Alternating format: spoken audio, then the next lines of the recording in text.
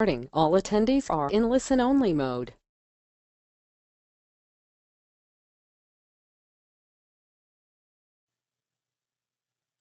Hello everybody and welcome to your hour of training today on MPCs. I wonder if you could do me a favour and just type something, say that you can hear me in the side panel there with your questions. If you can just put yes I can hear you or yes is absolutely great. Just so I know that my audio is okay.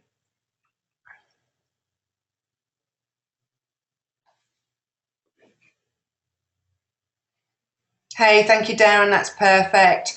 Okay, great. So what we're looking at today is MPCs. I know we've covered a fair amount of it before, so we're going to cover some old ground, but just remind you of some of the things that we were speaking about before. And I'm going to get into a funnel with you as well. So that funnel will be attracting those MPCs and then funneling them into speaking to you. And then we'll have a look at how to control the process, just a couple of tips there for you. So let's have a look at what we're going to be doing today. We're going to have a look at why we really need to spend some time on the MPCs and how important it is in this current marketplace. And it's absolutely vital to us. Attracting MPCs, so again, something we've covered before, but I'm going to do a little recap on that. We'll look at two different ways of attracting MPCs. Converting MPCs, so looking at a strategy session and keeping MPCs ongoing and then some action plans going forward. Okay, so what I'm going to do is I'm just going to open my screen up and hopefully press play. So you should be able to see that now. Okay, so let's have a look at why MPCs are important to us. And these figures actually come from ASCO, and they did a massive questionnaire and ran this through a strategies board as well. So it looks like perm vacancies are up by 20% from this time last year, which is a huge amount. You would have seen some massive market movement over the last 6 months, which has meant basically that we've had to turn around from really trying to work hard on pulling those jobs across to really working hard to selling to those MPCs. IT, engineering and finance are up by 18, 33 and 22% respectively. And temp and contractor roles are up by 8%. So all in all, it's fantastic news. But it does mean that there's a fair amount of choice there now for your candidates. So trying to control them and getting as much commitment as we possibly can with our MPCs is going to be absolutely vital as we move forward in this new economic climate. When I say that, we're probably looking at least another year or two. We're going to have to work very, very hard on attracting and keeping the best candidates that are out there. So what does this mean to us? It means we've got more vacancies, which is fantastic, but it also means there is more choice for the candidate. I'm sure we've mentioned gazumping before, and gazumping is a lovely 1980s word, which actually follows the property market. The property market is really similar to the recruitment market. We follow very similar cycles, and it's actually very much a buyer's market rather than a seller's market at the moment. There are more candidates, and more candidates are actually starting to browse the market, but they will be less committed to one vacancy or one recruiter. It does mean that they've also got a much more power than they used to have because there are more vacancies about. So we need to be much more responsive to candidate needs. I know that during the retreat we spoke about consulting and being a consultant. Actually, I'm going to talk about being an agent today. So we can be a recruitment consultant or an agent. And I think agent is a really good term for this, because what we're going to try and do is get them to commit to working with just one recruiter if we possibly can. And we need to do that through several different funnels. And I'm going to show you what some of those are. So if you have any questions, as I said, as we move forward, actually, if you want to just type your questions, that's absolutely fine. And I can answer them as we go along. I should be able to see them on my screen. Okay, so a little bit of a candidate attraction recap for you here. I've got a picture of a penny farthing here, which is, I thought was a really good analogy. We're looking at big wheels and little wheels. And actually, when you're riding penny farthing. The big wheel doesn't happen without the little wheel, and the little wheel won't work without the big wheel. As soon as you take one of those wheels away, life becomes very, very difficult for you. Suddenly you're riding a monocycle instead of a penny farthing, and riding a penny farthing, I would imagine, would be quite difficult anyway, but riding a monocycle, believe me, I've tried it, is quite hard. So as soon as you attach an extra wheel to it, things start moving along quite nicely. The analogy there is also good because we look at a big wheel will be going slower and the traction won't be as much as the little wheel. The little wheel means you need to move things quite quickly, and the big wheel move things quite slowly, but they work in tandem together, and actually they'll take you to exactly the same spot in just a different way. So we'll look at 2 different ways of doing it. We'll start with the big wheel, which is your longer term strategy. This is really looking at how to increase your candidate database, your MPC database, and spend some time on it. The very first thing I would suggest that you do is do the MPC exercise. Now, if you haven't done that, I know we covered it in one of the last training sessions, so dig that out, have a look through it, or if you'd like me to resend it to you, I'd be more than happy to. And do that MPC exercise because it is absolutely invaluable to you when learning who those MPCs are, looking at their pain and pleasure sides are, how you can attract and how you can coax them in. And then once they're in, we'll look at how to keep them.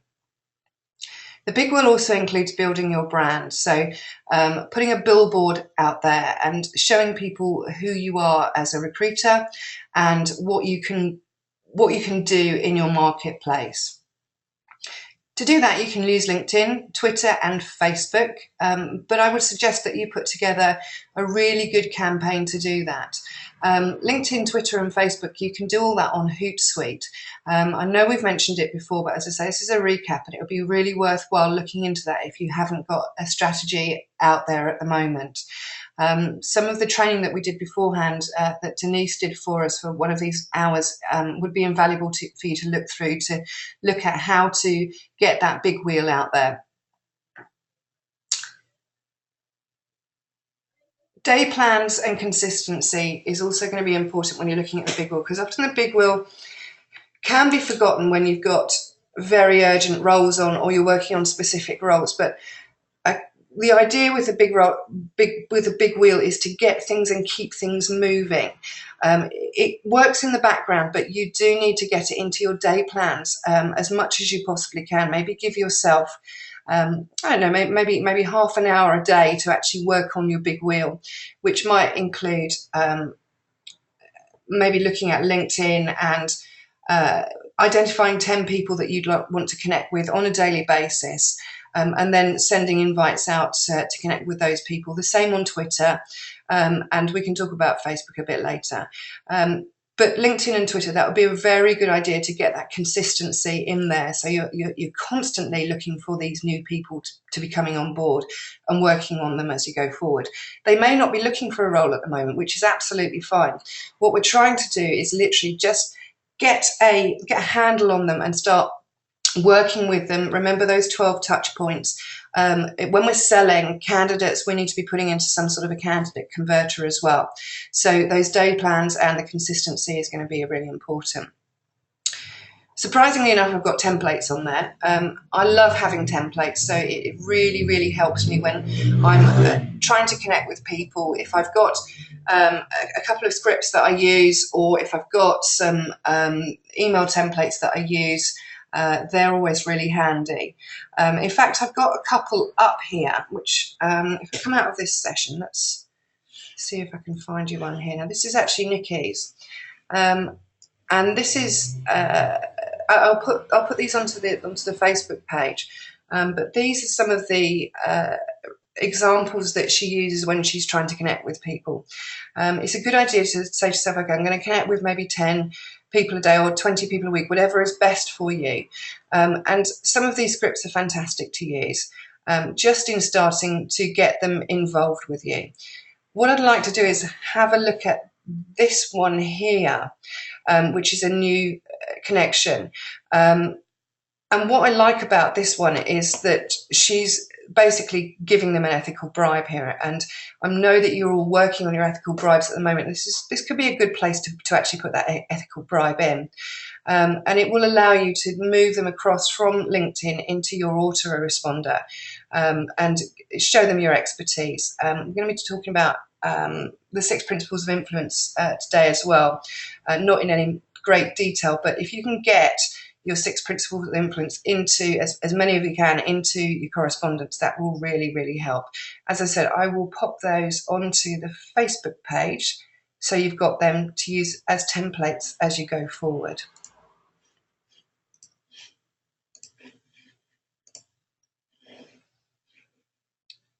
And once we've got those templates in place, we should be able to get your candidates either on your database or the ones that you're connecting with into an autoresponder, which is going to be very similar and look like something like a client converter. So using touch points and the 6 principles of influence to get people involved with you.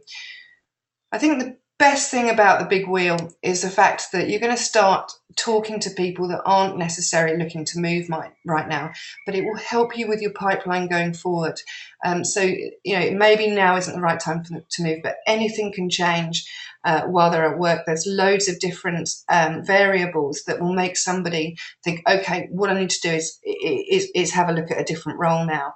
And if you've been in contact with them and they're in some sort of a relationship with you, then they're going to probably come to you before they go to anybody else to actually start looking for a role for them. And that's when we want to start really speaking to them and get them into something called a strategy session. Okay, let's have a look at the little wheel then.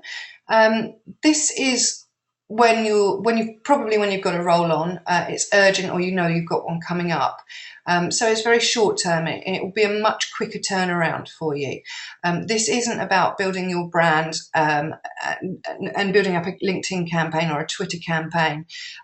This is looking for people when you're in an urgent position to do so. So the first place you're going to start is a database search into your external databases and putting a job ad on, doing a headhunt and enticing the right people in.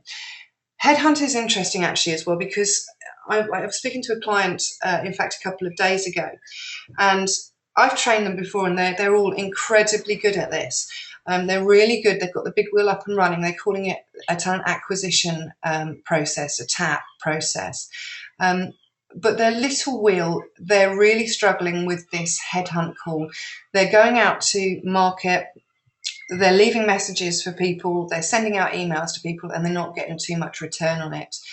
What I suggested that they do, and actually I've had 2 emails from this morning telling me that it's made a difference already, is to put into those emails as many of the 6 principles of influence as they possibly can.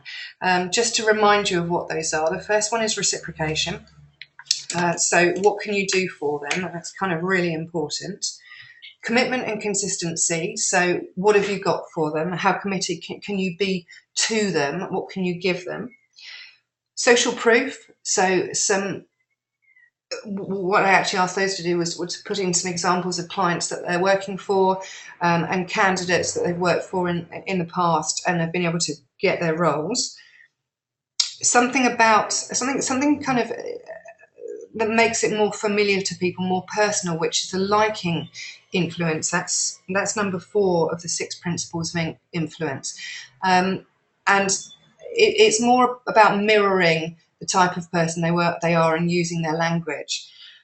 Authority, so showing them what your expertise is in your area, whether it's your job role or the type of clients that you're able to introduce them to. And scarcity. So scarcity and urgency are quite similar. So if you can perhaps give them a reason to call and a time frame to call you in and a true call to action, so call me now type of thing, call me within the next 24 hours, I'm shortlisting, they're getting a much better return from that already. So if you are headhunting and you're not able to reach people when you're leaving a message for them or when you are emailing them, do consider putting in those 6 principles of influence. And again, you can put that into a template, and you can as soon as you can't get hold of somebody, you can refer to that template or send that to them when it's personalised ever so slightly. Again, some of the best candidates that you're going to get are from referrals, and you can go to your big wheel for referrals as well, or candidates that you've worked with in the past. I love using past candidates for my referrals, and whether I've placed them or not, it doesn't matter. But what I did used to do was tag them on my system, so that as soon as I had a role in and I knew that I needed to be able to source the people quite quickly, I would go to my tagged candidates that I've worked with in the past, find out how they're doing, see if I can help them at all, and then at the end of it, I would literally do something called Columba them. I wonder if you can help me. I'm looking for an XYZ. So a referral that way is a nice, simple way into it. You kind of need to use as much as you possibly can. LinkedIn ads can be very effective indeed. So a LinkedIn ad is a pay-per-click ad. But if you're looking for somebody specific and you're able to get a very specific demographic of that person, then a LinkedIn ad might work really nicely for you. If you'd like to go down that route, it's not actually that difficult putting a LinkedIn ad on. There's not much you can put on them. It is pay-per-click. I don't know how much, it depends on each campaign how much the click is. But if you're getting, if you would like to find people that way, it's worthwhile giving it a go. If you'd like to go down that route, do let me know after the webinar or over the next couple of weeks, and I can show you how to put a LinkedIn ad. It's very simple. When I say it's very simple if you know who you're looking for, so you can target the right person. So again, going back to your MPC exercise and perhaps doing that exercise before you even start doing that database search, the external search, the headhunt, and especially when you're doing a LinkedIn ad, because there's a price involved with that one. We've mentioned the 6 principles of influence. So at every point that you're speaking to your candidate, to try and get them on board and try and head them towards talking to you, use as many of those principles as you possibly can. Pain and pleasure is going to be important as well. We're going to find out more about pain and pleasure in the strategy session. But initially, you can use pain and pleasure when you're trying to contact people and starting to try and find what their hotspots are and how you can identify them and start using them to pull them on board. For this, though, again, you need to know your avatar. If you don't know your avatar, you won't have a clue about their pain and pleasure points.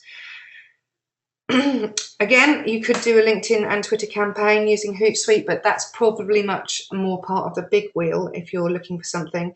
And if you'd like any headhunting scripts, I certainly do have some. I'd be more than happy to share them with you. There are some on the Facebook page already. And if you click on documents, you'll see that Nikki's put a couple up there as well.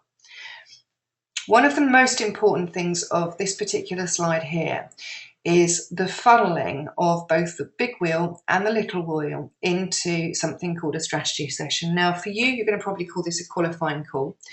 Although when you're working with MPCs rather than just general candidates, I would certainly want to elongate that call into a longer call and call it, we can call it whatever you like, but we would call it a strategy session.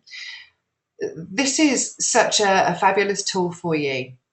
And I'm going to share with you why it's so fabulous and also the questions that you might want to consider asking during it. And there's a specific reason for asking the questions in the order that I'm going to suggest that will really help you gain commitment. In fact, let's have a look at the other place. That will really help you gain commitment and control of the relationship right at the very beginning. So a strategy session is basically a strategic sales tool. It's like an opted-in sales conversation that you're going to have with somebody. So once you've contacted them, you might have had a very quick initial call, or you might have been lucky enough to spend sort of 15 minutes with them. This call would come after that, and it's not necessarily an interview, but it is getting an idea of what this person's looking for. You can call yours whatever you like. Some good examples that some of my clients are using at the moment is a career consultancy call, a career strategy call. Those type of things work really nicely. The whole idea of them is to qualify the candidate initially, to explore exactly who they are and what they're looking for, and to really dig into some of the pain and pleasure points so that you can sell against them. We've mentioned this again and again and again. You can't sell somebody anything unless you know what they need or what they're looking for. So the features that you've got, we need to turn them into benefits, but until we can, we need to be very specific in what we're selling back to somebody. You will get the opportunity to sell on this call to your candidates, and I still find it slightly slightly alien to me to feel like I should sell to candidates, but in this current marketplace, we really have to. And we don't just have to sell our services, we have to sell what their commitment to us is going to be. So it's a really important call that will set the tone for your whole relationship that you have with your candidate. These strategy sessions can be taken on the telephone or face-to-face, however you feel most appropriate. The majority of these will happen on the telephone, I would suggest, because you want to get them, you want to do them as quickly as you possibly can. So once they've agreed to speak with you, then you want to book that in as quickly as you can, within the next couple of days, so that they don't go off the boil. As a indication of time frame, they probably take about 45 minutes, sort of half an hour to 45 minutes to actually complete, because of the type of questions that are on there. We're going to go with Pareto's law on the questions as well, where you're going to be asking 20%, you're going to be talking 20% of the time. They're going to be talking about 80% of the time, and you're going to be really establishing that relationship going forwards with that particular person. What we're hoping to get out of this call is a commitment from your candidates to work with you, if not exclusively, then exclusively for a time frame, and start controlling that process going forward, telling them what you're able to do for them, and really what your solution for them is going to be. We're going to try and create some trust, build that relationship, and show them what your expertise in the area is, so they feel they don't actually need to go anywhere else to look for roles. I would suggest every time using a template. I'm doing an enormous amount of strategy sessions at the moment, and the moment that I go off-piste with my template or with my questions, I'm losing the ability to sell to them. And as soon as I do it, I know that I've gone off-piste, so I have to get back on board with getting those questions in the right order. On the next slide, I'm going to introduce you to what those questions are. I've changed them ever so slightly to work nicely with candidates, but feel free to add and amend as you like, although these questions do work. So have a think about what you're going to call this session, and it's also probably worthwhile giving yourself a target to hit on completing X amount of strategy sessions a week or a month, and making sure that you've always got strategy sessions booked into your diary going forwards, from the big wheel and also obviously from the little wheel. More importantly, from the big wheel though. So what are you going to call yours? Have a think about that. Okay, this is a big slide now. I'll warn you now. So you're going to have a look and go, oh my God, big slide. If you're having troubles reading this, I've got no idea what you're looking at on your screen there. I'm kind of hoping you can see it really nicely. If you can't, again, I'm more than happy to send you a Word version of this, and I can pop that up onto the Facebook page. So before you even get going, I would definitely send your candidate a introduction to this particular call that you're going to have with them, and stress to them that you're spending one-on-one time with them for a certain period of time. It's going to be to their advantage to have that career consultation with you, to make sure that you can work with them going forwards and find them the best role. I would also, in that email or however you want to correspond with them beforehand, try and get them to a quiet place where they're going to be completely focused on this call. because you're selling to them, you need to have their full attention. This isn't a quick call. This is something that you need to be really delving into, and you both need to be totally present in that call. When I say totally present, you both need to be 100% into it. Otherwise, if there's any distractions, if they're driving, or there's loads of kids running around or something, it's very difficult to actually sell back what you can do for them and get them involved and controlling that process going forward. Okay, so the strategy session plan. The first thing to do is set the scene. This is a script that I use, and I literally did it 3 times this morning, and people are really happy to work with you on this because it kind of pushes them into the call. So I'm going to tell you a little bit about myself so you know who you're talking to, and then I'm going to ask you a few questions about you, your career. Then if I feel like I can help you further, I will let you know how we can do that and ask for their permission. Is that okay? At this point, they probably say yes. So then this is a good time to tell them a little bit about yourself. What I've got is actually I've got 5 points that I need to tell them about myself to really cover my expertise, my knowledge, my history, my authority, give them some social proof, and show them how committed and consistent I am in what I do. So as you can see, there's the 6 principles of influence in there, and I try to get them in as often as possible. So just 5 bullet points, and I have mine in front of me every time that I do these calls, just to show them who I am and what level of expertise I've got. You don't need to do this for very long, 2, 3, 4 minutes, that's way enough. But if they already know you, it might not be necessary to do it. So before you move on, do ask them, before we move on, do you have any questions about me or my experience? This is a really nice time to get them involved in the conversations, and sometimes they will have a question for you. Some of the questions that we're using here are NLP-based questions, and there's a very good reason for asking these very specific ones, and I'll talk about that as we go along. So what made you decide to invest your time today to have this conversation? This will give you a really quick heads up on where they are in their decision-making process, in their career process, and what their one true and big hotspot is for you to sell against. I would make a very big note of this, somewhere where you can see it on your page. When we talked in we were doing the training in the retreat, I told you to put a big box at the top right hand side of hooks, and actually this is a hook that you're going to be using here.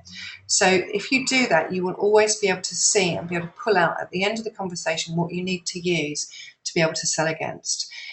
So they will probably say, I'm fed up with my role because they're not giving me enough X, Y, Z. That would be a really big pleasure or pain point to work with, and it would probably be a pain point. What's currently happening with your role, and what do you do in a nutshell? So getting an indication of where they are at the moment, what their current state is. On a scale of 1 to 10, how happy are you in your role? So you can get a really good idea of where they're actually sitting. What are the 3 main reasons you're still with this company or in this role? So what we're looking at here is the 3 pleasure points, so what they actually like about their role, and probably what they want to see going into your next role. So again, I would put that down as a hook, and I would want to make a note of that, and I would be using that to sell against afterwards. What are the 3 biggest pain points currently, or 3 things this company and role isn't giving you? So we can work with both types of candidates, the run towards candidates or the runaway candidates. So we've got 3 pleasure points, we've got 3 pain points that we can work on and we can sell against. Nice question here. What stopped you from moving to another role or company so far? Which will give you an indication of what their fear is.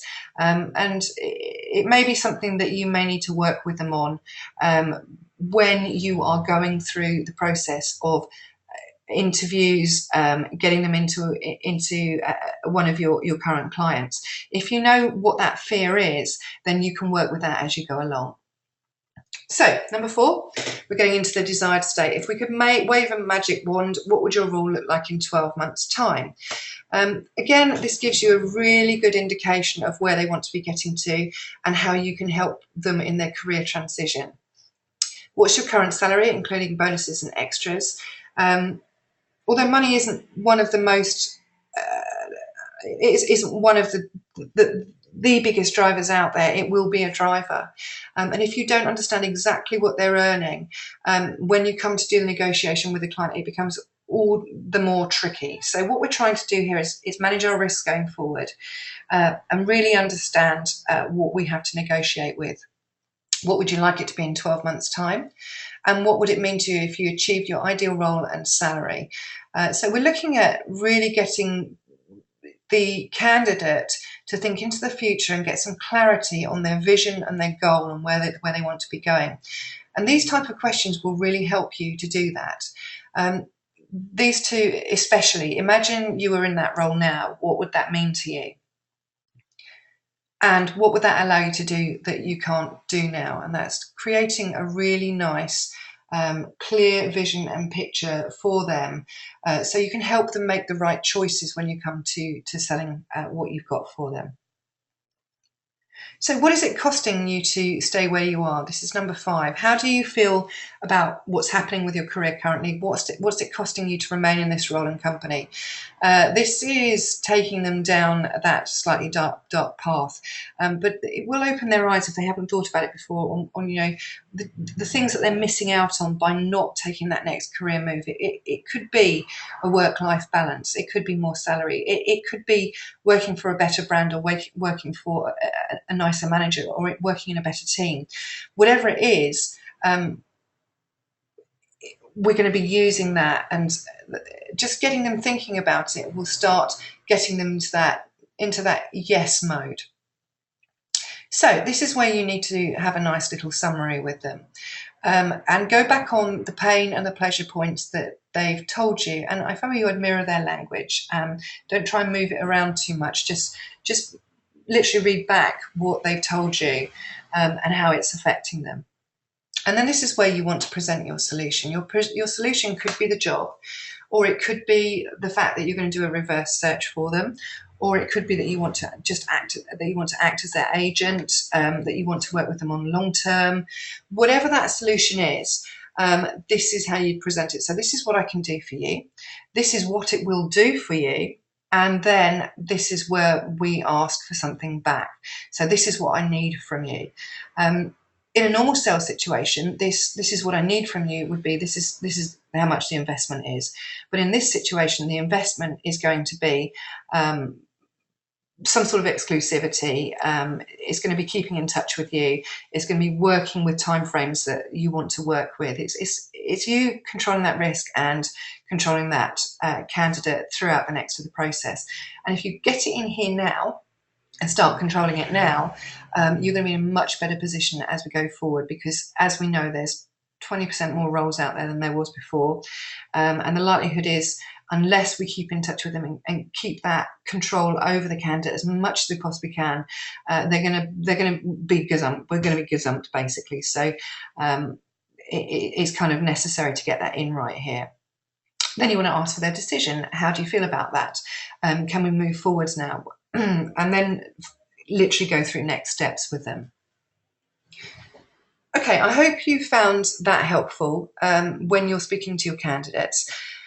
If you haven't been doing this, then definitely get this into your process as quickly as you can, and start having a go at some of the questions and tweaking it where you need to. Just as an indication, a couple of these I found slightly difficult to ask when I first started doing these, and a lot of them were in the desired state area, which was, what would it mean to you if you achieve your ideal role and salary? Imagine you are in that role, what would it mean to you? And what would that allow you to do that you can't do now? I've really struggled to ask those initially.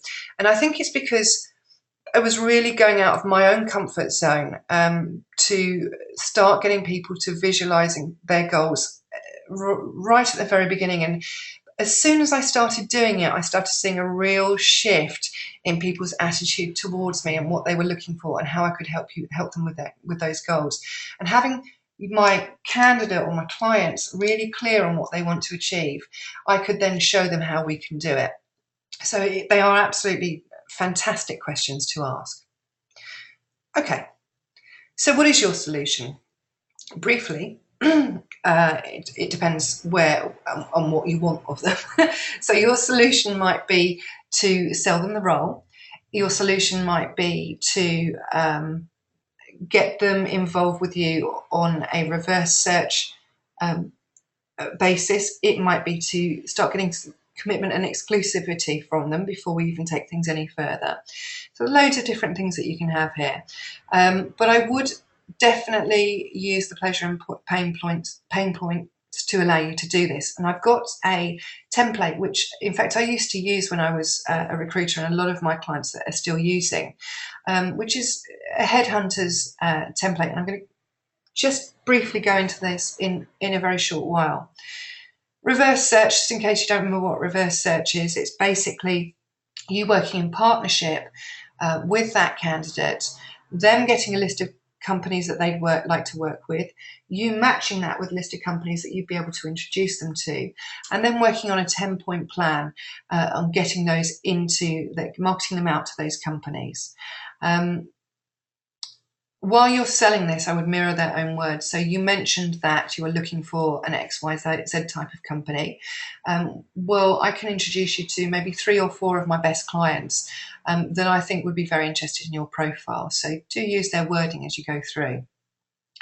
You need to sell them the benefits of an exclusive commitment with you. So I would suggest before you even start selling that, you write down a list of the benefits that you feel that your candidates will get out of that. Even having maybe a template there in front of you, or 5 or 6 bullet points of why working with you exclusively will help them with their job search, with their own personal branding. But definitely put one of those together. So you've got it and you can refer to it each time. It's a blinding little document that you can use, and it will increase your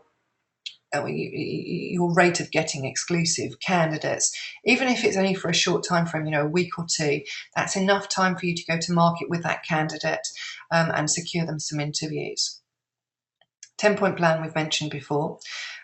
This is basically a very small document which you can use when you are doing that marketing with your candidate. Any more than 10 points might be overkill. Any less than that, you haven't done enough work on them. A 10-point plan is a really good idea. And again, I have a template for that if you wish it. You're working as an agent for them, so I would try and get them as committed as they can to you, so you can go out to the marketplace with them. A nice way of trying to sell them into the exclusive role with you is by saying that you only work with top 5% of candidates in this way, because of the amount of time, energy, effort involved in actually working exclusively with one candidate. It's a partnership. So once you have got that solution together, they need to know that they need to commit to that solution. And the commitment might be that exclusivity that you're looking for. It might be commitment to call you if they're approached at any other point by another recruiter, or are looking or would like to apply for different roles. It could be any of those particular areas. But what you need to do is get some commitment back from them as you move forward and start working with them. Or as I say, you can your solution might be to sell them the role. This is a template, I hope you can see this, that I used to use consistently when I was doing a call like this, which I didn't call it a strategy call at the time, but it pretty much had the same format. So this is the way that I would try and sell a particular role to a candidate. I'd start off with general information on the job and company. So let me tell you a little bit more about the role. And then I would take their 3 pleasure points that they've given me, and I give them evidence that that role or that company or that team would be able to demonstrate. Then I go into the pain points. So the 3 pain points that they told me about, I would then go into evidence on how that role would solve those pain points. Then I would specifically ask these questions. How does that sound? Would you like to know who it is? What do you think of that company? And would you like to take things to the next stage? And then I'd tell them a little bit more about the role and give them some hard facts at the end. It's a fantastic little template to use, so feel free to utilise that, and I'll make sure that I put that up on the Facebook page for you. So a little bit more about getting more control throughout the process. We have covered the candidate process in a fair amount of detail, but I wanted to just recap on some of these. And the ones in bold, for me, are really important. So I'm just going to go over some of these for you. Definitely ask for a period of exclusivity with the candidate. If you've sold them what you can do for them, they should be able to give you that back. And that's a reciprocation part of your verbal contract with that candidate, if you like. Ask them or help them to take their details off of the internet. You might not be able to help them, but definitely ask them to do it for a short period of time. This is minimising your risk of gazumping going forwards. And maybe you could put that to them as, if you do see a role that you're interested in, the likelihood is I'm going to have contact there. So do let me know, and I will make sure that we put that on our list of target companies, and I will speak to the hiring manager there. Verbalising and sending their pain and pleasure pointers. Once you've had that conversation with them, to follow it through and follow it up, it might be worth sending an email to them with, this is what you've told me, this is what we're going to do, this is a verbal contract that we've got together, and I really look forward to working with you. Explain the process. If you're putting them into if you're putting them straight into a process, into a role, then it might be worthwhile that you were that you're able to explain that right at the very beginning. If you don't explain that at the very beginning, I know what clients are like at the moment. They struggle to make decisions, and if they're struggling to make those decisions, or your client's notoriously slow at making those decisions, then it's really worthwhile right at the very beginning explaining this to the candidate and tell them that you can do everything you can to make the process as quick and efficient as you possibly can. So I would definitely get that in right at the very beginning. Get a full diary for that period of time from your candidate as well. So especially if you can get and nail down feedback calls and catch-up calls and actually diarise them in as quickly as you can with your candidate. Every single time you speak to that candidate, it's worthwhile saying, has anything else changed since we last spoke? What else have you got on the go? On a scale of 1 to 10, how likely would you be to take an offer from this company? What other irons in the fire do you have? What would stop you from accepting this role? What else have you got on the go? Again and again and again. So every time you have a catch-up call with a candidate, give me an update on where you are at the moment. Who else have you been contacted with? What other roles are you interested that are on the marketplace at the moment? Just to really, really minimise the risk of that gazumping right at the very end. A couple of really nice questions here that I would want to ask very early on in the relationship is there anything that can affect your decision to accept or reject this role, if it were offered? And is anyone else involved in your decision to move or accept the role? It's better to know right at the very beginning rather than get through to the end and then know that they can't relocate, or their wife won't let them move, or their husband doesn't like the school that they're in the area. Make the whole process as easy as possible for them, and make yourself indispensable to them as well. So that's just a couple of control tips, if you like, for that process. It is very difficult out there in the marketplace at the moment, because I know there's more roles on for them. But if we can get that strategy session in place, or however you want to call it, then that will, without doubt, minimise the dropouts and the deal breakers that are coming in at the end. So post-vacancy, I would always want to do a vacancy close call with a candidate. It's very similar to a client or a vacancy close call that you'd have with your client, and it's really finding out if you did the absolute best you could do without the role, what they'd change if they could going forwards. It's a congratulatory call if they've got the role, but I would do this whether or not you place them. So if they did end up taking another role, then have that 10-minute conversation with them on why they chose the other role, whether you could do anything better going forwards. It's like cause and effect. It's like checking what you're doing is right and learning all the time from what you're doing from your candidates. And if you don't ask them, they probably won't tell you. I would then look to enter them into a post-vacancy autoresponder.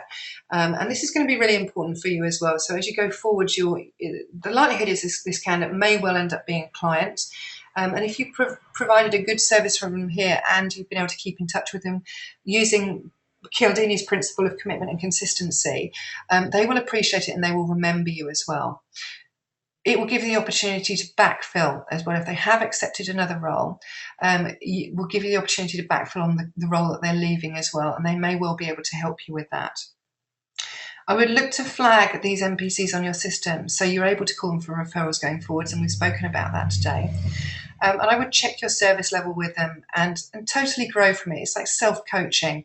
Every time that you have an experience with a candidate, see if you can do like a service check, a service call on them, whether it be right at this point or maybe 3 months down the line, keeping in touch with that candidate and making sure that you're able to provide them with the level of service that they need.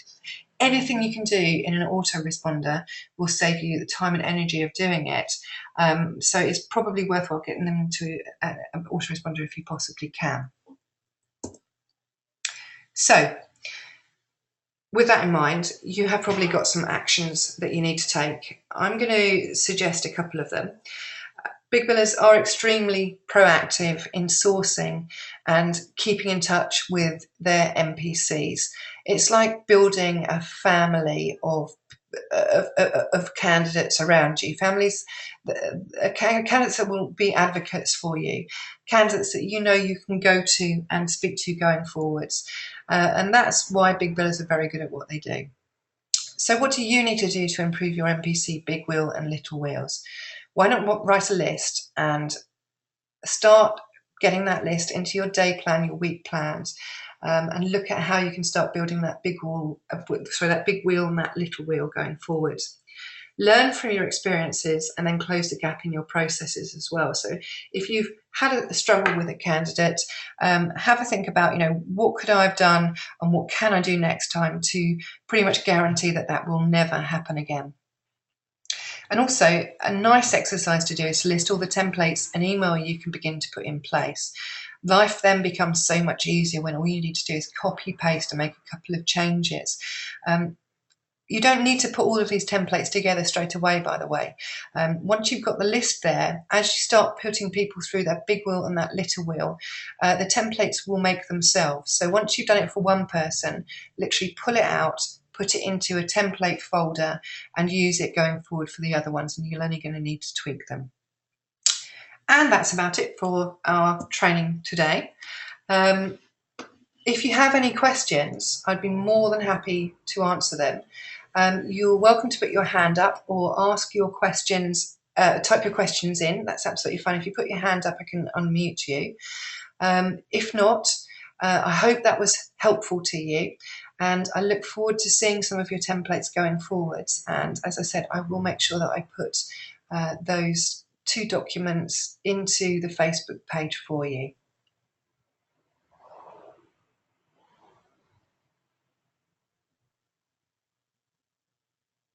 Okay, I'm not seeing any questions. So I hope you all have a lovely afternoon, what's left of it, and look forward to speaking to you next week. Take care now. Bye.